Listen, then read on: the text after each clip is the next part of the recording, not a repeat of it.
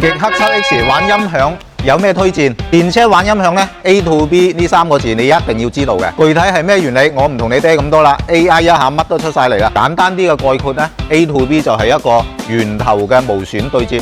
聲音更加清晰，再加上無線嘅對插線咧，最大限度咧唔影響你原車嘅質保。呢一台 7X 之前車主過嚟裝咗個 A to B 嘅 DSP， 然後再換埋嘅前喇叭，人聲同埋清晰度已經提升咗好大嘅級別。改完之後呢，俾我讀下，又心癮發作啦，想改翻個低音炮，原來個位置直接加裝冚翻呢個板，一啲都睇唔出啦。電車改音響建議你用翻個水塘。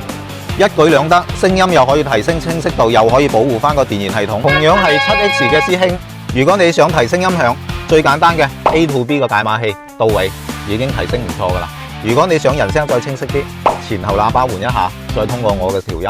如果你唔想諗咁多，就一步到位抄呢個作業。今期我哋做個特惠價俾你。